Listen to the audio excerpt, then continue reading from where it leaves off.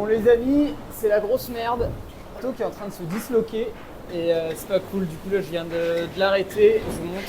Ici il y a cette cloison et le fond de coque. Là il y a une grande fissure tout du long. Des deux côtés. Du coup là il faut réparer ça absolument. Mais putain, là je suis dans 5...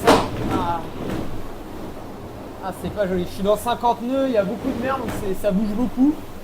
Donc je sais pas comment je vais réussir à stabiliser le truc pour pouvoir le réparer.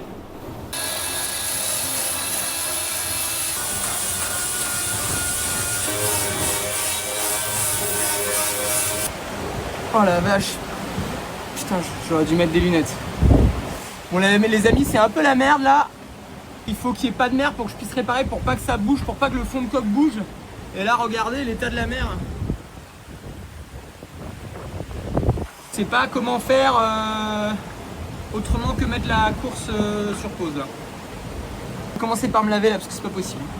Voilà, j'ai fait un peu l'état des lieux. Donc il y a quand même un petit risque de vraiment abîmer le bateau et que le fond de coque se casse. Et là pour le coup c'est pas drôle du tout parce que ça fait voie d'eau dans le bateau et là c'est pas la même histoire. Et comme les armères n'arrivent jamais seules, j'ai plus de moyens de communication. Ma Certus, mon antenne pour communiquer avec la terre ne fonctionne plus. Donc je suis livré à moi-même. C'est pas grave. J'ai réussi à sécuriser la zone. J'ai mis des mâts de planche à voile qu'on a emmené là qui plaquent le fond de coque. J'ai mes lattes que j'ai cassées qui plaquent elles la cloison.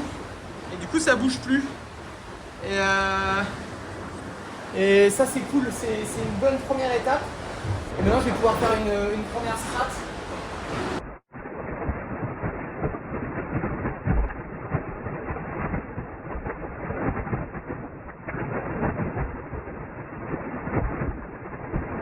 Regardez-moi ça, comment c'est le bordel. Du coup il y a tous les sacs là qui sont ouverts pour que je puisse décoller. Et puis il y a du carbone. Là tout le noir que vous voyez c'est du carbone. J'essaye de pas en mettre dans mon lit mais... Et devant je vous raconte même pas. C'est un bordel. Putain, il faut que je dorme là. Bon bah voilà, je viens de strater le deuxième côté.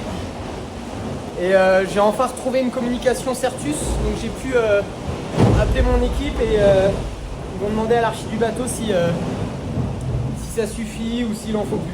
Parce que je sais faire de la strat mais je suis pas non plus un expert.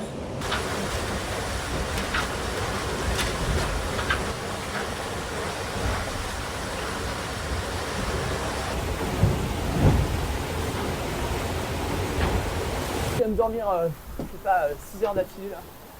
Je suis réveillé pour prendre un riz dans la nuit. Bon, les strates ont séché, les premières strates ont séché, donc j'ai pu renvoyer de la toile. Et j'ai beaucoup de chance parce que la mer est particulièrement plate là. Et les conditions sont cool, il fait beau, il fait pas froid. Donc je vais pouvoir aller terminer cette réparation. Aujourd'hui, il me reste 2 strates à faire.